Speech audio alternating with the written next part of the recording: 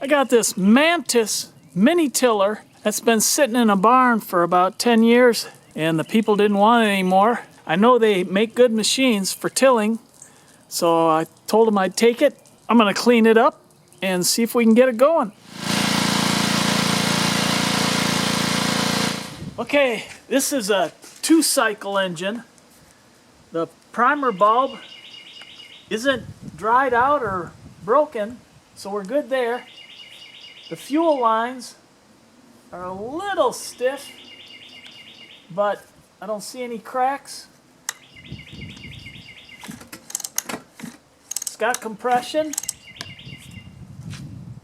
I'm gonna go ahead and fuel it up and see if it'll fire up. This needs to be tightened up just a little bit. No big deal.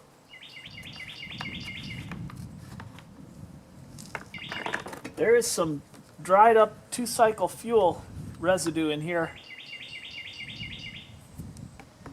Hopefully that didn't mess up the carburetor.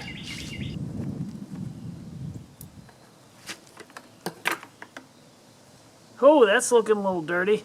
A little gummed up. Uh-oh. Yeah, we got a brittle fuel line. Well, obviously I can't just fuel it up and try to start it. Take the cover off the carburetor. And the air filter's right in here.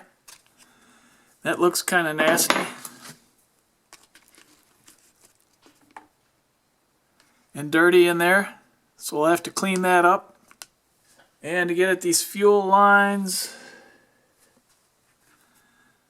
Boy, that's stiff. That's not bad there. Now, this right here,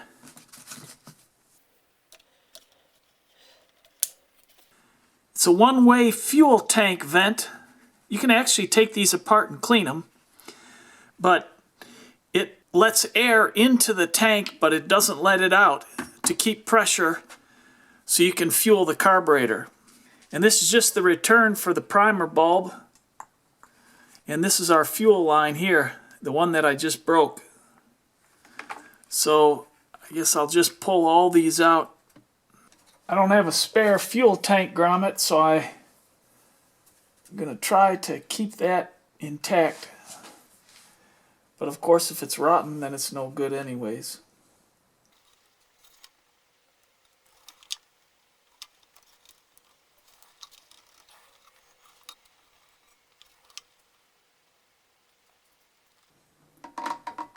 There we go.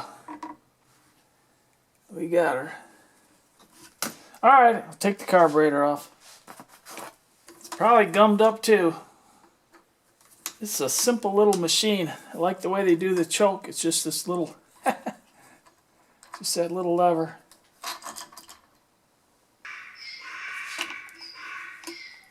There we go.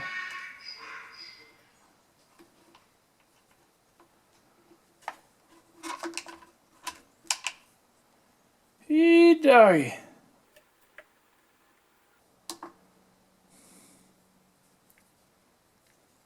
This vent line's okay. This return line, I can't even bend it. And the fuel line obviously broke. Anyways, I need to replace those. Oh, I can feel it's all gummed up. Now, I think the best thing I could do is order. I could probably get this grommet with the fuel lines and the vent all put together. I don't even know if I could get these out. But since I don't have it, I'll try. Oh, there. Look at that. I think that's it there. So that is the return, which is this here. Just make sure it's the right fit. Yep. That's the line. All right. I've already got this end trimmed. Go through there. Might have to trim it a little more. No. Good. I can just use this for my length. cut it off about here. And this line's okay. And that doesn't matter that that's cut an angle like that. All that does is push the fuel back into the tank. So it just needs to drop in the tank. And hopefully we can get this one out. Ooh, she's stuck in there pretty good. Come on, baby. Ah, it just broke. It's probably all stuck in there. I think this is flexible enough I could reuse it. So I might drill that out. Got my handy little caliper here. And I'll turn it on and I'll go to inches.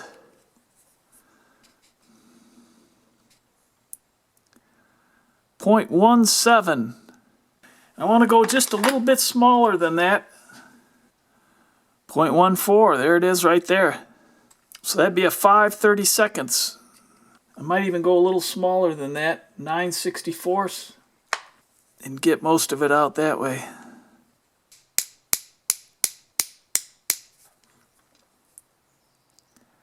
Yeah, that's not moving. It's all glued in there, gummed up in there.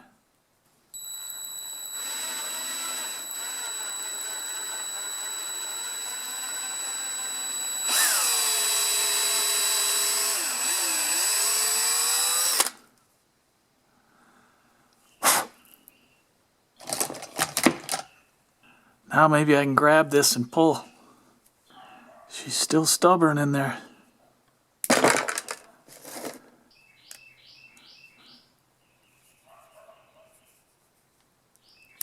There we go, look at that. Hee-hee! We got her out. Thank you, Lord. Thing was just glued in there. So we're done with this. That doesn't bend at all. And when I got this fuel line, I got a 4-pack, so I should have the size I need in here. This might be it. The inside diameter looks right. Might be a little wider on the out. No, that's it. Like that, that, and right down to the filter. Cut her here.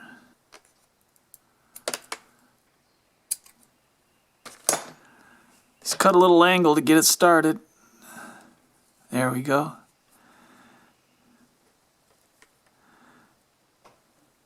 Ha ha!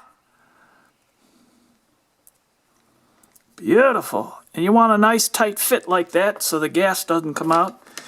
And when there's gas in there, this will swell up a little bit, so it shouldn't leak. And I'll square this off. And I need a filter. And I keep my fuel line in a Ziploc bag, and I close it up and get all the air out that I can. Try to keep those fresh. I'm going to clean this filter, shooting it from the inside out. Oh, look at that. The oil. That's why you don't want to leave old gas in there. But you can take these apart, clean them. I might just grab another one. But I wanted to show you this in case you don't have one and you just want to get right back to work. Yeah, this one's pretty nasty. But I'll show you this if yours isn't that nasty.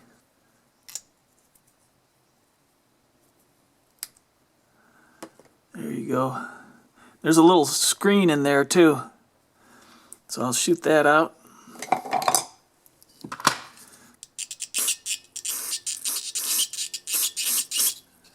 So we're clear there.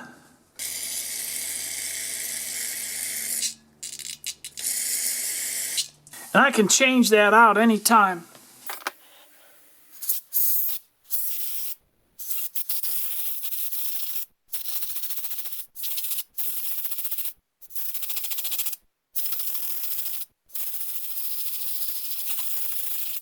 Anyways, so I can blow through this real easy. So I'll put the filter on, but you just put those two together, put your clip back on, or you can just order one and then just snap this back on. There you go. Anyways, not too bad. So if you're in a pinch, you can always try that. Take my hemostats, put that in there, and spread it out. There we go. Now that can go back in. We're all set. Nice flexible hoses. But since I've got the carburetor off, I want to clean that up.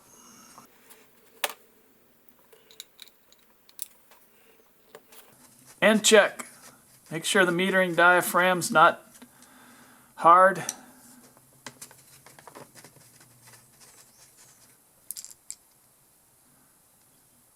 Oh, look at that. Oily in there. Whew.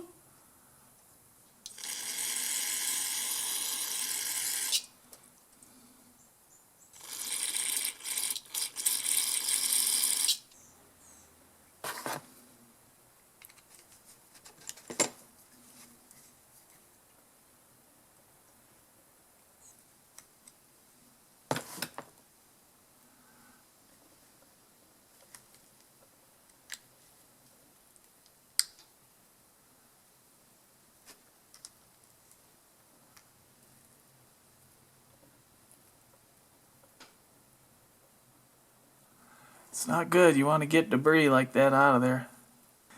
And here's our metering diaphragm. It's not too bad. You got to be real careful taking these things off, otherwise they tear. So I usually take a razor blade.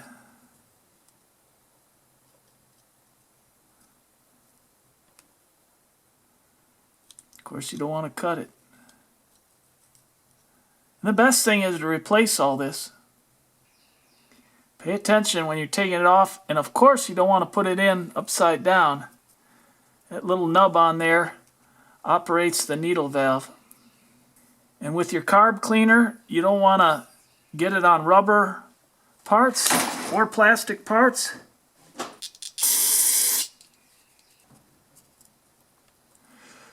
This isn't great, but it's not bad.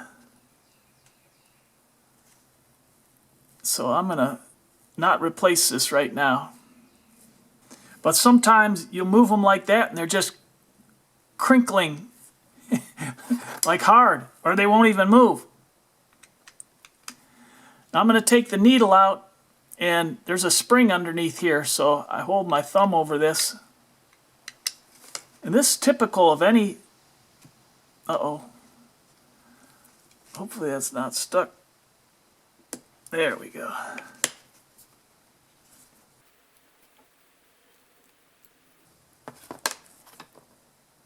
I'll lift up slow so the spring doesn't take off.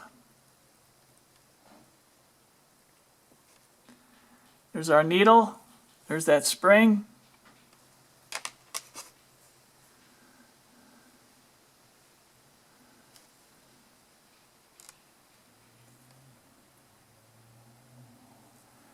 It's a little screen right there, and I'm going to shoot some carb cleaner through there.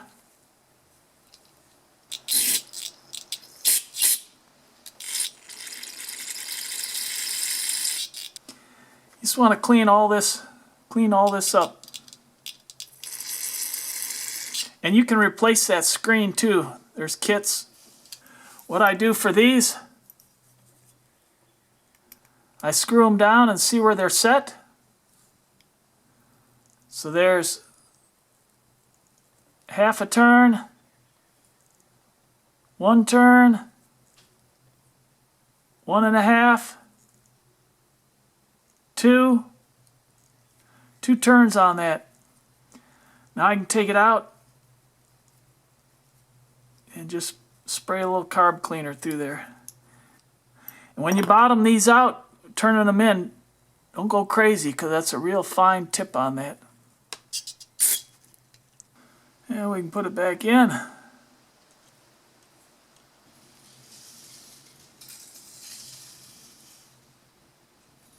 One half. One and a half, two. Now I can take this one and check it first.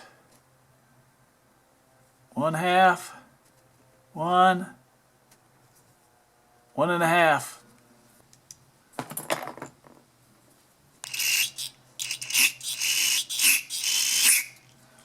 It's in the throttle body and it's coming out good. It will come out a half, one and a half. Now she's all clean. Now this is the tricky part. Putting the needle back in. And this needle has a rubber tip on it. You want to check that and make sure it's in good shape, which this one is.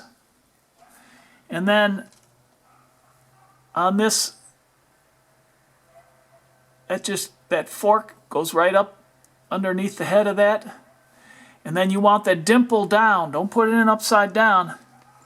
And that spring goes right up underneath there. And what I like to do is get the spring in. This is a smaller spring than typical. Get the spring in, hold it all in place like that, and then drop it in.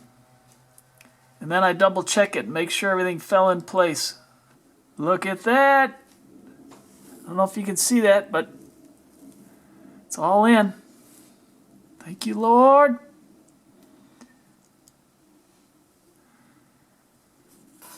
And then I go counterclockwise till I hear a click with this. You don't want to cross thread this. Should go in real easy. There it is, she bottomed out. You don't have to crank down too hard on this, but you want it snug. There we go. Beautiful. Double check. Everything's working well. Nice. All right. Metering diaphragm back on. Make sure you line it up and don't get it upside down. But you can see there's the extra hole here. Lines up with that.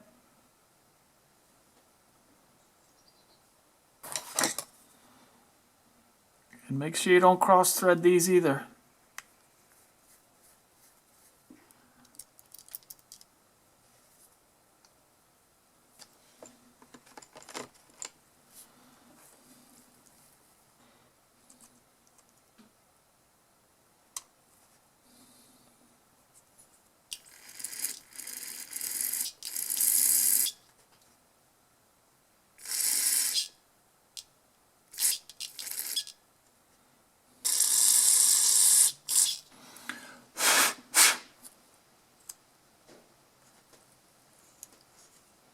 And this goes on like this.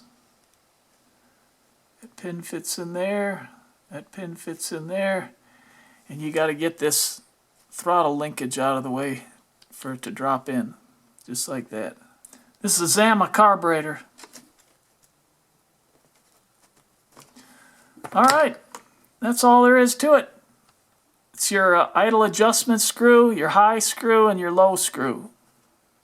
The low one's always closest to the engine. Let's throw it back on. Now we got to get this back in there.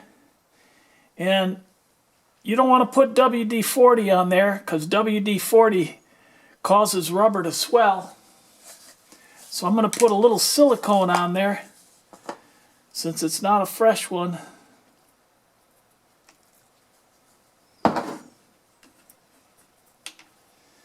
And hopefully that's going to help us get that in there. Pushing it in and get one side in and pop the other side in. Oh gosh. I was a little worried that the tank's dried out. I didn't want to crack it, but we're fine. Whoop. Gotta be careful of that on an older machine. That tank vent just slides right up in there. I'm gonna put a little silicone on these.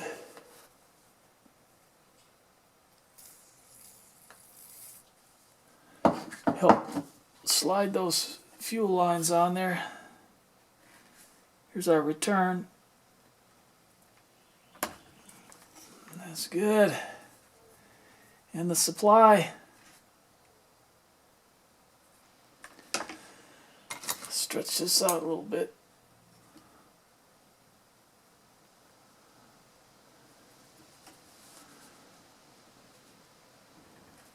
There we go.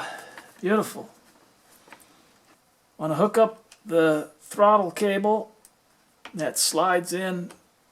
You don't want to get that backwards. It slides in a pocket right there. And this fuel line, I left more out than I needed to. Again, the handy hemostat. And you just reach in here, look in there. And I can pull that right to the length it needs. Perfect. We'll mount our carburetor.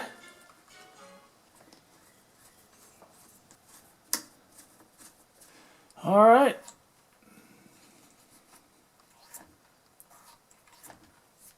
Choke working. I guess we're about ready to give this a try. I need to tighten this up and I'll show you how to do that, but I want to see if we can get it running first. Let's take it out, fuel it up, see what it'll do. I intentionally left the air filter off because I want to make sure everything's working and that it'll start up and run before I put the cover on. But I do want to put that cover and air filter on before I adjust the carburetor if it needs adjusting. This calls for 50 to 1, but I always run 40 to 1 in all my stuff. I don't want to change up on everything, and I don't mind a little extra lubrication anyways. And I haven't had trouble with it fouling plugs or anything.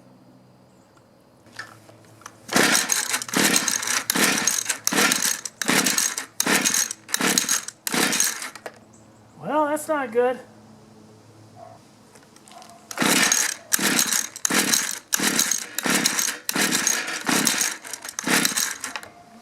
Well, we know we're getting fuel. I'm going to check for spark.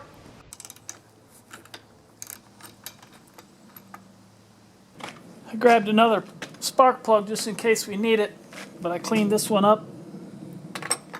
And you got to be touching metal. You can't touch plastic to check for spark.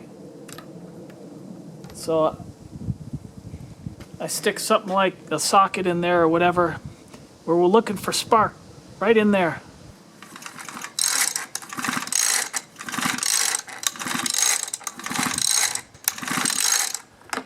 Let me try the other plug.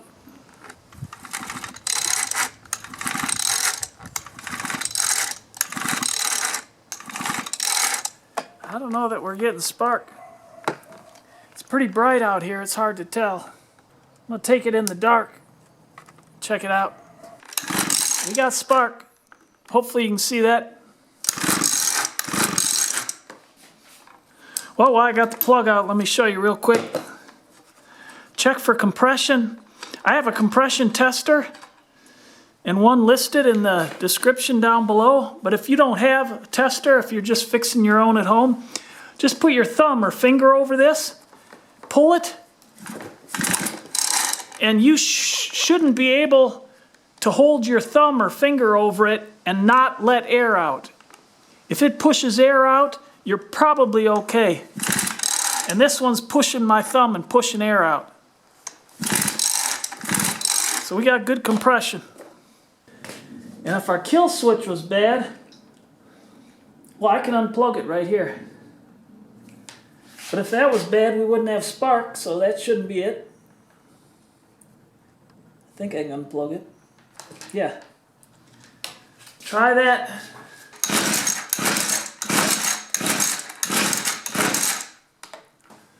try just a drop of starting fluid in there.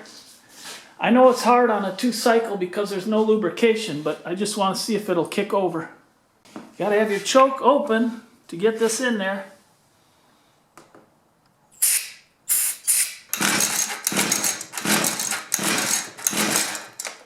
Nope. So we got spark, we got fuel. I guess we'll check the cylinder. And I might check the exhaust also. If there's a spark arrestor in there, a screen in the exhaust, could be clogged. Could be clogged so bad that it won't start. But usually it'll start, but they won't throttle up well. They'll run rough. Alright, we'll pop some covers off, see what's going on here.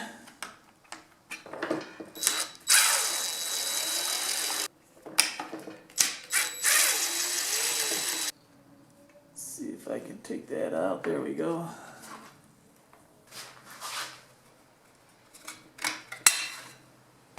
Here's the exhaust. I'll check that screen.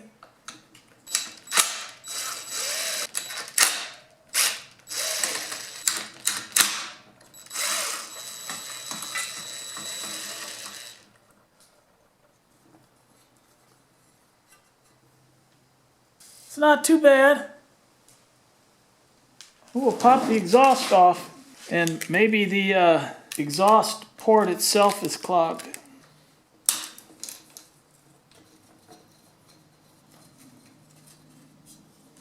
It's pretty gummed up, but it's open. Well, there we are.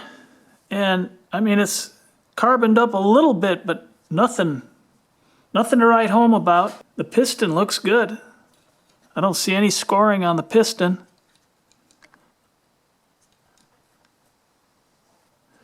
The cylinder wall looks good in there.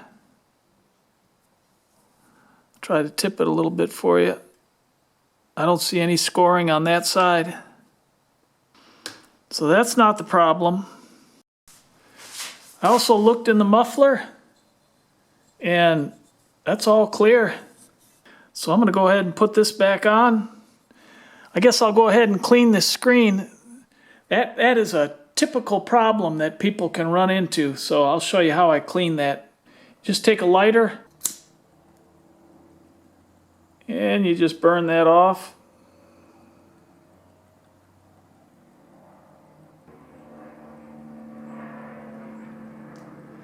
And after you burn that off, just take a bristle brush and you can brush that off, the little carbon that's left on it.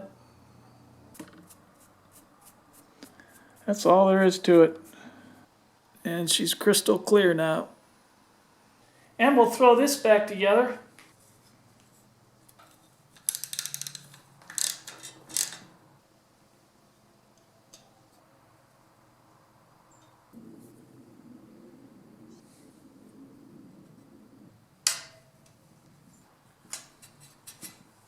All right, what you do to tighten that cord up, you saw it's just hanging loose.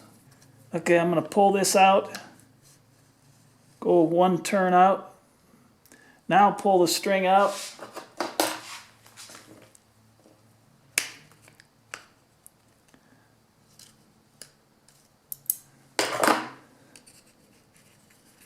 Pull it out. Now put it in the notch. And I'm going to take it around one turn with that in the notch.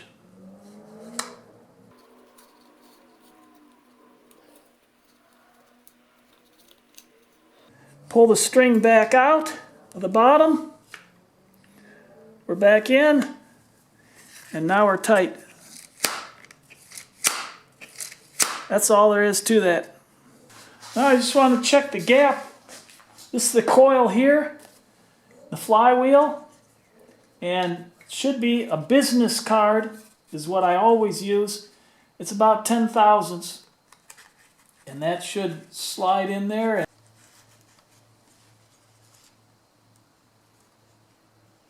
Yeah, that's tight. So I'm going to loosen that up, back that off a little bit. That's just an Allen wrench. Loosen these up. Mercy. Golly. That's better. You just line that up with the magnet there. And what I might do is take this off and clean it real quick with all that dirt in there.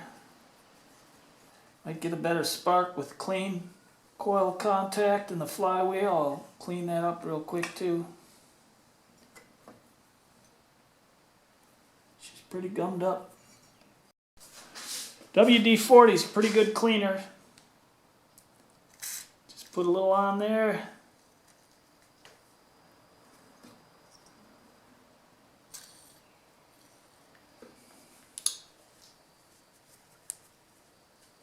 Boy, that was dirty.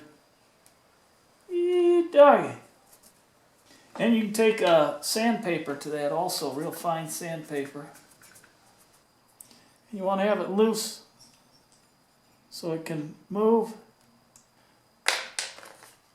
Put your business card in there. Now when it comes around to the magnet, see how that pulls in? You got to get the business card in there. And then let it pull in. And that sets itself. So that's good right there. I can tighten it down. Alright. That might help. I guess I could do a compression test here quick. I'm going to throw the covers back on. There we go. Now we'll put the recoil back on. Don't want to pinch this wire here. And to get this throttle cable in, you just line this up, pull this back, and it slides right in there. Now see, I got that backwards. See that ball didn't go in? That should be down inside that screw. So I got that backwards. I got to turn this all the way around. And this back side has the opening for that to fit in there. See how that sits in there? Now it won't come out. If you have a hard time getting this to sit down, you just pull the recoil just a little bit and it'll sit down in there.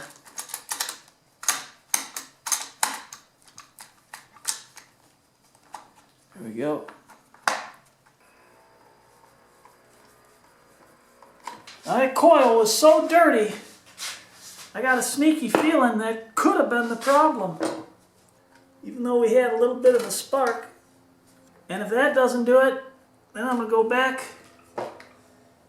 and do a compression test with my compression tool. All right. Choke.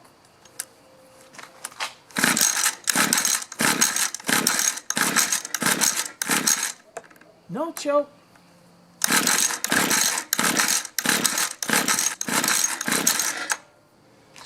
Mercy! I can't believe it. After all that, she should fire right up. We got the coil gap all set. Got the carburetor clean. Got good fresh fuel in it. Got a good spark plug. We have spark. Spark arrestor screens all clear. And we looked at the piston and the cylinder wall, at least from the exhaust side, and it looked good. We'll go ahead and do a compression test, see what we get. Now we're looking for at least 90 pounds per square inch. And 130 would be even better. You just pull it till it stops going up.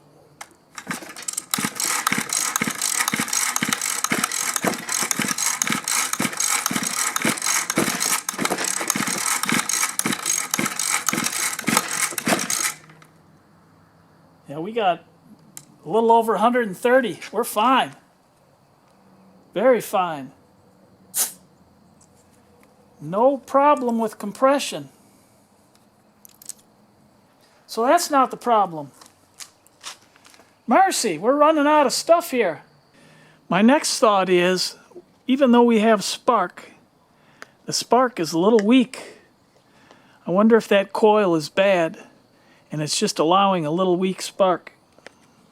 Well, we've gone through just about everything on this unit. So I'm going to backtrack a little bit, and because we had weak spark and it was hard to get spark, I'm going to go ahead and check that coil again.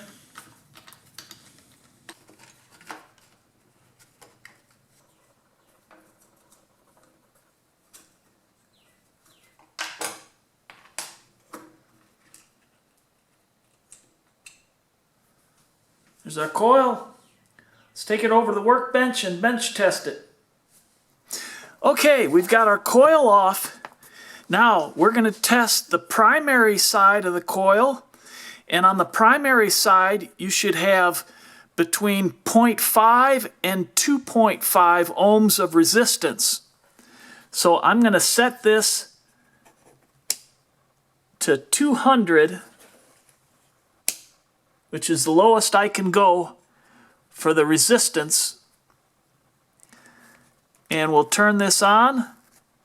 And to test the primary side, you put one lead to the kill wire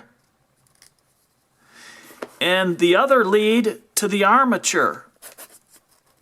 And it doesn't matter if you use the black lead or the red lead. You can use either one for either place.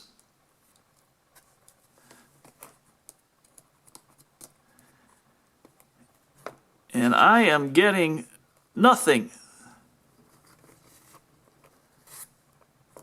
So we might have a problem on the primary side here. And you might want to scratch the armature to make sure you got a good connection there. So that's not good.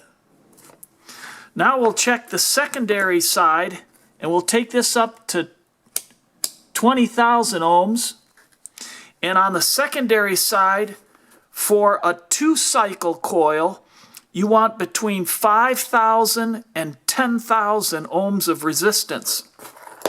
And to test that, you touch one lead to the spark plug wire and the other lead to the armature, and we should get a reading between 5 and 10,000 ohms. And we've got 1,500. That's too low. So we've got a bad coil here. Now if you're testing a 4-stroke coil, just for your information, the reading is the same on the primary side, but on the secondary side, the resistance is lower. It's 2,500 to 5,000 ohms. So let's get a coil ordered and see if that fixes our problem. Our new coil arrived, and it was a hassle getting one. I called Mantis, and they said, this is discontinued, and you cannot get a coil for that unit anymore. And so then I sent them a link to an aftermarket one, which is what I ordered, and they said, nope, it won't work. Well, I ordered it anyways, and I hope it will work. I checked it out, and online they showed measurements like from here to here, and another measurement from the center of this to the center of this hole. And it looked like it lined up, and I got it, and it looks like there's a good chance that it'll work. We'll see. Anyways, I want to test this coil. We'll do the primary side and the secondary side. So we'll go over to the primary side first. And like I said, it doesn't matter which lead you touch to which side, and I am not getting a reading here.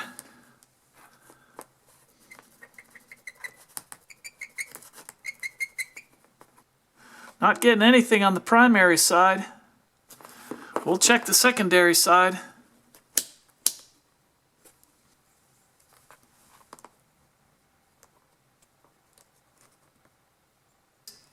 A lot higher than what the other one was.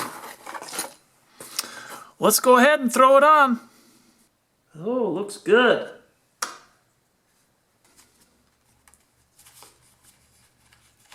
You just bring the magnets around.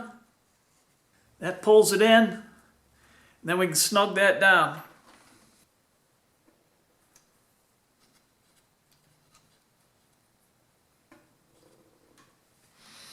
All right.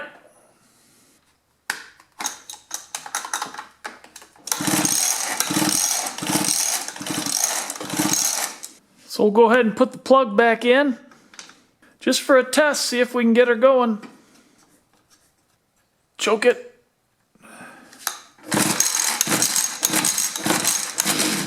Oh, did you hear that? Woo-hoo. I'll go half choke.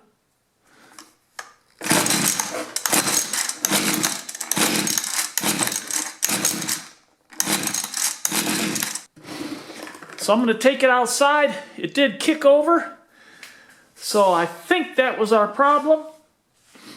Let's go outside and see if we can get it running. I think I recall this low side was set at 2 and I turned it in a half a turn. So I'm going to turn it out a half a turn and see if that'll help.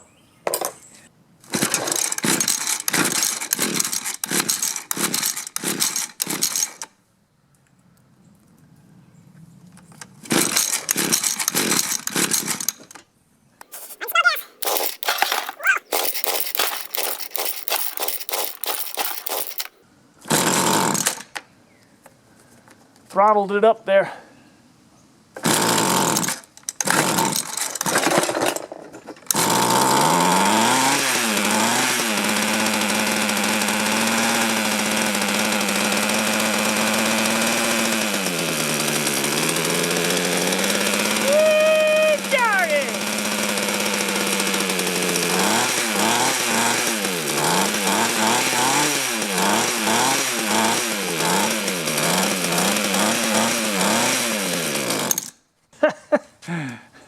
We're getting there. I accidentally hit the kill switch.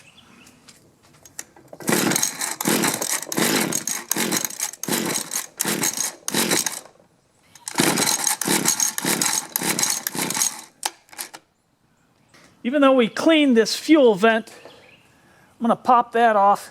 Make sure we're not fighting that battle. Whew. Yeah, this is a little hard to suck on. Of course, you can't blow in it.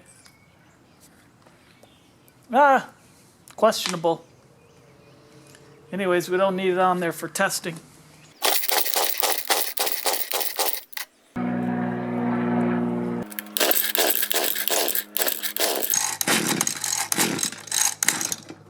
Oh!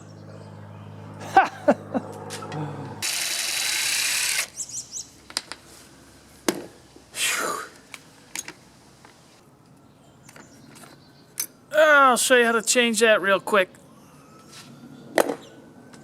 Alright, all we do is unscrew this.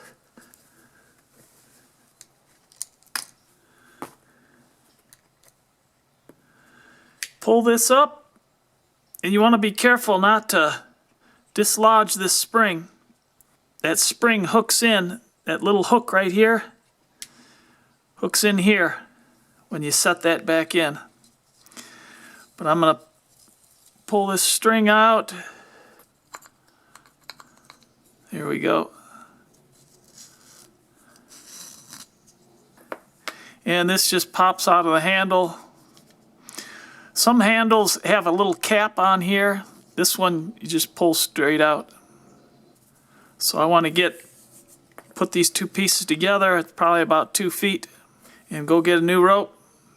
And it's actually 30 inches I need. Alright, I stole the right size rope off another machine. And you just want to burn that end off. That's good. And take a rag. That'll keep it from fraying on the end. I'm going to take it through the handle.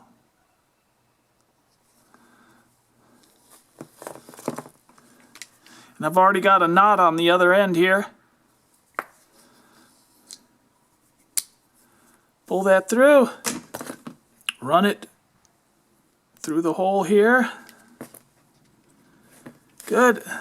And you can see our spring here. You want this little hook on the end of the spring up against the post so it grabs that notch right there when you put that in.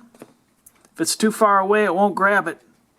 So you just bend that in, and that'll get you close enough. You might want to get around and push it a little bit, then you can bend it in. There, you can see that's good. Now we'll run this in the hole, just like that. Pull it through. Now, this has a little notch right here. You can pinch the rope in there. So what I'm going to do is burn the end of this and just flatten it out. So it's kind of rounded off like that. And that probably is enough that it wouldn't even pull through the hole there. But I'm just going to bend it over here. Now most of them, you just tie a knot just like on the handle and pull it through. You'll be fine. There we go. Ain't going nowhere.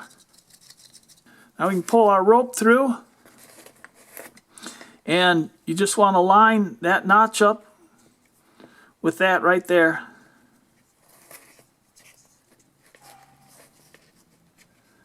And slide it in.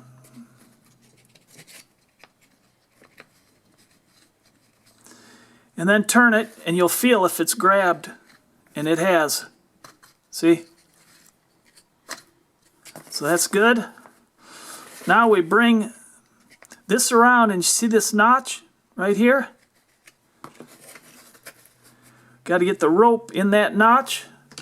Get that handy hemostat again. Pull this rope up through and slide it in that notch there. And I'm going to wind this 4 or 5 times around here to load the spring, but I am not winding the rope yet. I'm just loading the spring. So there's 1, there's 2, and you can just spin the unit itself, but you got to kind of untwist this as you go if you do that. But if it starts getting harder, there's 3, and here's 4. I'll stop at 4. So when you get to 4 or 5, pull this through and you hold the rope and let it load. And you can see I got a ways to go. So to keep loading it, all you do, I'd say 2 more turns. Pull your rope back up through. 2 more turns. You don't want to overload the spring. And we'll see if that'll take it in.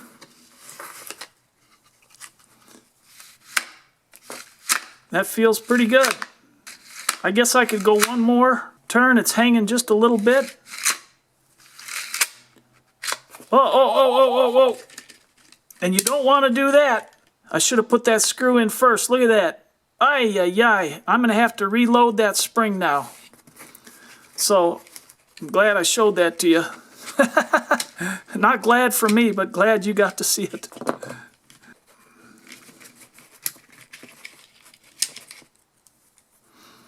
Before you do what I did, so that's what you got now. Before you do what I did, make sure you put the screw in so it doesn't pop out. But now I got to reload this, so you just pull it, make it tight. And if you have to order a new one of these, they come pre-wound with a strap around them, so you don't have to do this. But I'm just gonna wind it in and get a little dirty.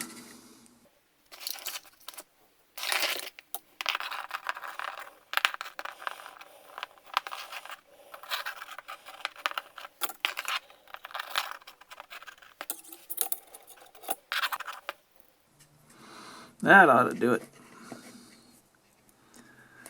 I want to set this end in first. Get that down in there.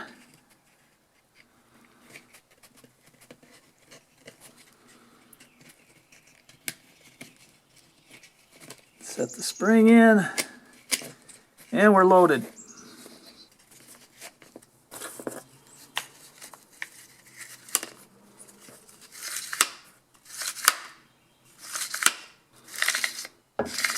You just want to make sure when you do this that you don't load the spring so tight that you reach the end of it and bust the spring. Now we'll go put it back on. And if it doesn't sit down, you just pull this.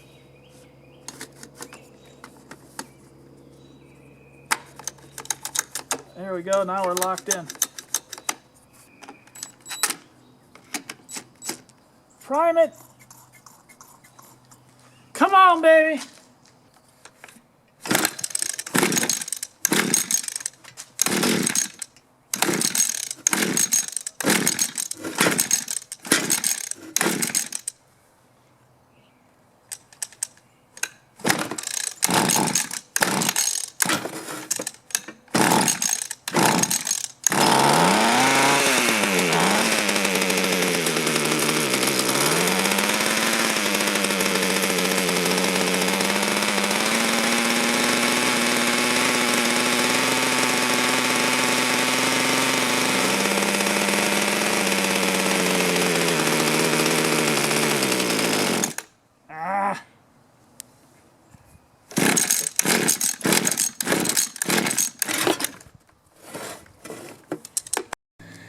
And you can see we're spitting fuel out of the exhaust.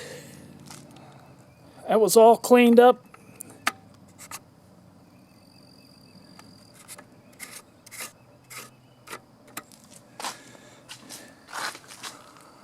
So she's running too rich. Now because we're getting too much fuel, I think the metering diaphragm is bad. So I'm going to go ahead and change that out with a new one, and hopefully that'll take pressure off of the needle valve and not push too much fuel through there. I think that'll fix our problem. The other thing I want to point out to you is this isn't the same coil. This is from another 2-cycle engine. But I double-checked this, trying to figure out why I wasn't getting a reading on the primary side. And as you can see, I'm set on 200. And if I touch this good coil, I still have an open loop. On this cheap multimeter, the 1 needs an open loop. If you touch these together, you get continuity. So what I did is I took my other multimeter and set it on ohms for resistance and touch the ground, and it takes a little time for that to settle out, but we're getting resistance here. And that settled out at approximately 0.8 ohms of resistance. So this is a good coil. I know the other one was bad because the secondary side had a bad reading. But you can't always trust these.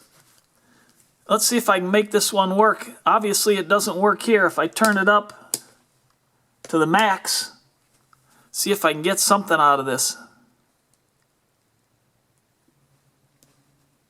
Yeah, it'll read here.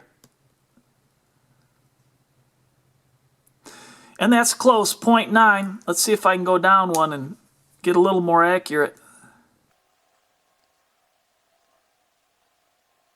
Yeah, there we go. So we're 0.84. Basically the same, but if you go down here further, this cheap multimeter won't read. Yeah. So anyways, that explains the coil and why we could get it going. And let's go ahead, change out this metering diaphragm and see if we can get it running well. Now you already saw me pull the metering diaphragm out of the carburetor, so I'm not going to show you that again. But I'll pull the carburetor off, change the metering diaphragm, install it back on the engine, and we'll see if that takes care of our problem. Alright, I got my kill switch hooked up now, and I think we're all set to go here. Let's go ahead and give it a pull. Turned on.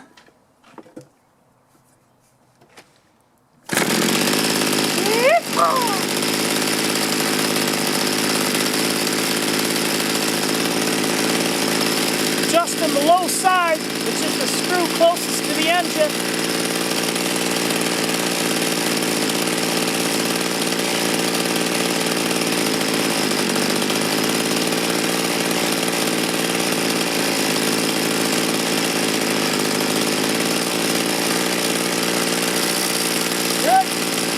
And actually you should adjust the carburetor with the air filter on. So I'll go ahead and throw that on.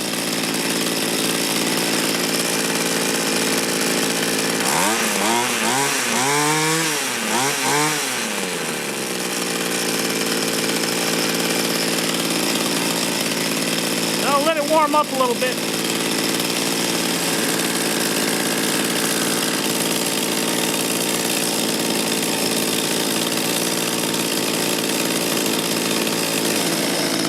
Doing the low side, closest to the engine. Just try to get the highest idle speed you can.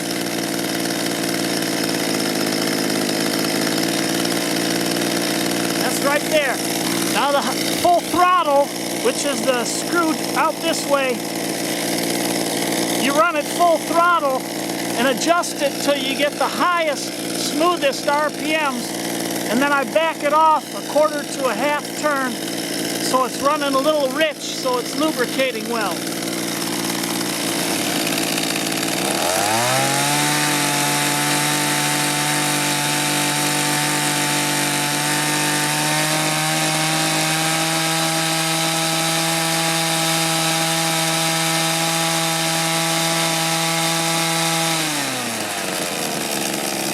Now that's running full throttle smooth.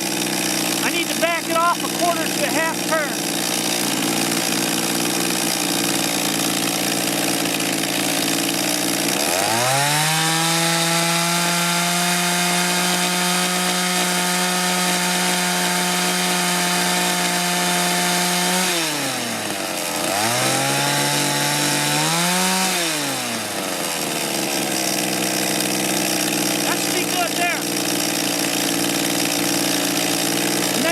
Turn the idle down so the tines aren't spinning.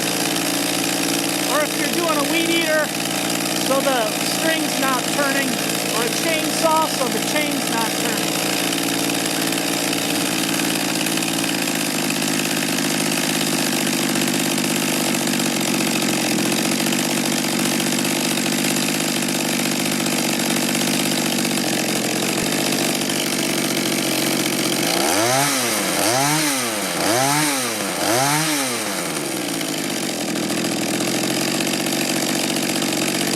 Ready to go to work. Hey, if this video was a help to you, give her a thumbs up. If you haven't already, please consider subscribing. And I look forward to helping you with other projects online.